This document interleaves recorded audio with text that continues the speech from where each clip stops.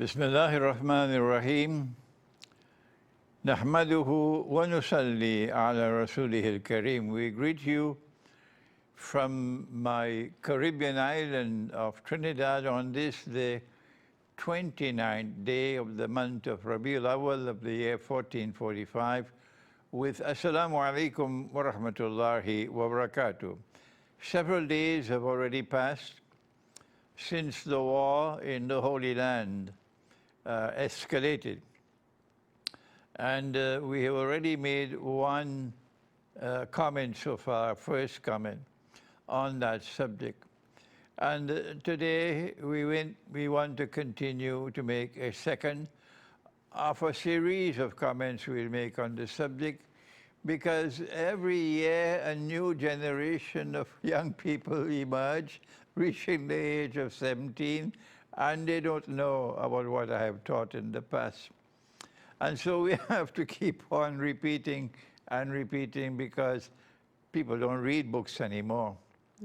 And our topic is the Quran, the Holy Land, and the Israelite people.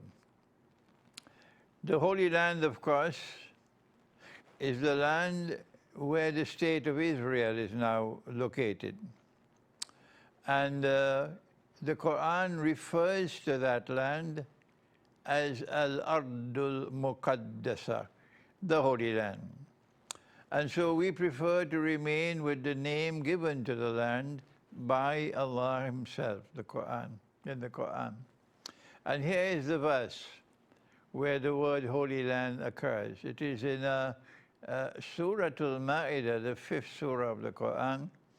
And in this surah, chapter, it is Nabi Musa alayhi salam, the Prophet Moses, who addresses the Israelite people, and he says to them, بَعْدَ أَعُوذُ بِاللَّهِ مِنَ الشَّيْطَانِ الرَّجِيمِ يَا قَوْمِ ادْخُلُوا الْأَرْضَ الْمُقَدَّسَةَ الَّتِي كَتَبَ اللَّهُ لَكُمْ.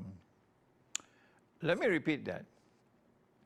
يَا قَوْمِ ادْخُلُوا الْأَرْضَ الْمُقَدَّسَةَ الَّتِي كَتَبَ اللَّهُ لَكُمْ. بَعْدُ بِاللَّهِ الشَّيْطَانِ الرَّجِيمِ. O my people, he's addressing the Israelite people, Banu Israel. Come on and enter the Holy Land, which Allah has written for you.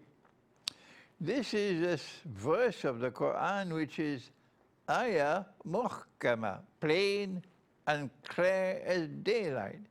No need for any interpretation. The Lord God has said, I have given this land to the Israelite people.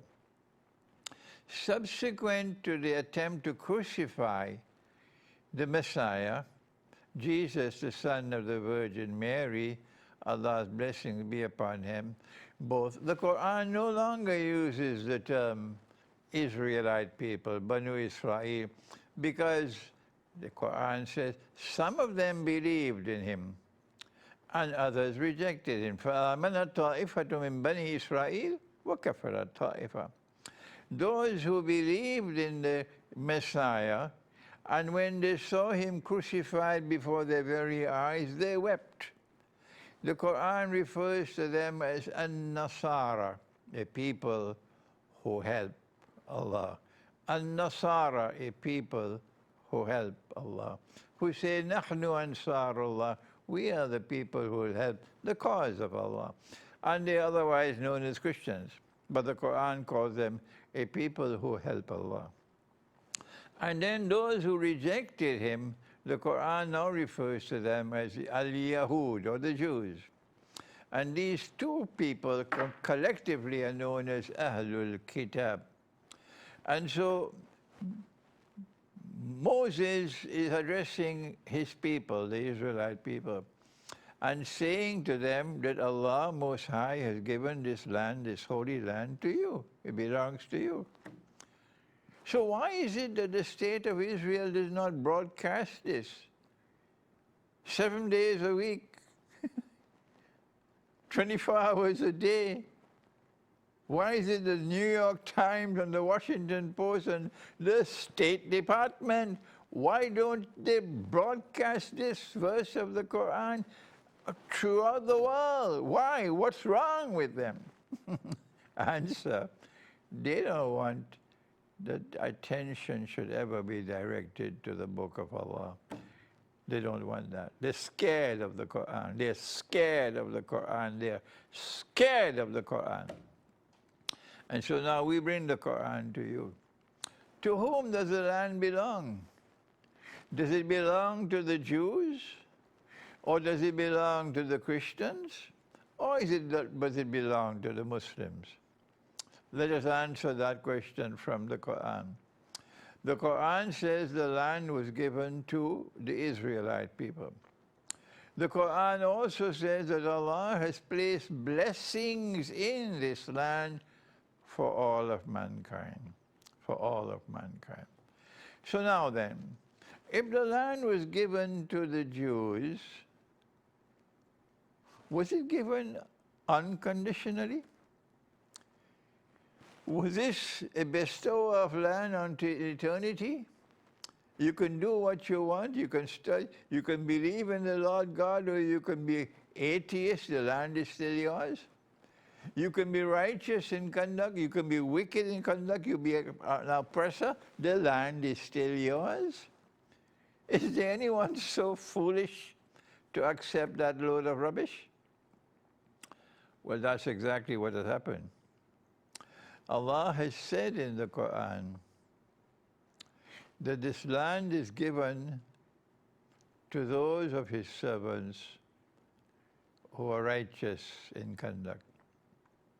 I think this is Surah Al-Anbiya, Surah number 21. وَلَقَدْ كَتَبْنَا فِي الزَّبُورِ مِنْ بَعْدِ الذِّكْرِ أَنَّ الْأَرْضَ يَرِثُهَا عِبَادِيَ الصَّالِحُونَ. So it is a conditional gift of the land to the Jews. Conditional on righteous conduct, and of course having faith in the one God. And the proof that this was the kind of bestowal that was given, conditional on righteous conduct, that the Quran now speaks at the beginning of Surah Al-Isra, and he says every time that the Israelite people violated that covenant with him, violated the conditions of inheritance of the Holy Land, Allah Most High threw them out of the land, threw them out of the land because of their violation of the conditions of inheritance of that land, righteous conduct. But the last time they were thrown out of the land, this is what the Quran said, that if you return with your sinful conduct, I will return with my punishment. This is the last word. وَإِنْ عُدْتُمْ عُدْنَا. So yes, the answer is the land was given to them, but it was not given unconditionally. But someone decided to change the Torah and to put into the Torah this verse that is manifestly false. It is not because of righteousness that the Lord God has given you this good land to inherit it. For you are a stiff-necked people, meaning whether you are righteous or sinful, the land is still yours. That is what the Torah now says, and that is false. And so now we have a situation in which the Jews have returned to the Holy Land, have recovered it and reclaimed it as their own, and are engaged in monstrous oppression. The whole world can recognize that oppression except the United States of America and Canada and France and Germany and Spain and Italy and Australia. These are the people who cannot recognize the oppression.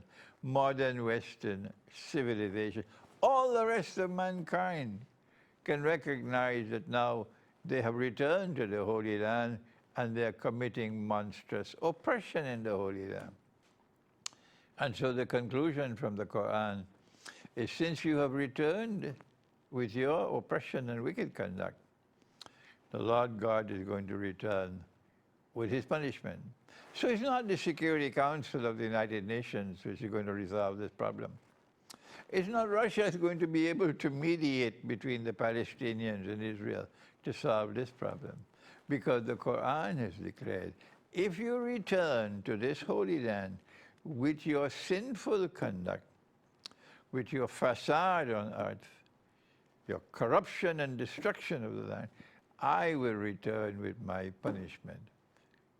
And so it is time for the world to turn to the Quran to understand the destiny of the Holy Land. Thank you. Wassalamu alaikum wa rahmatullahi wa barakatuh.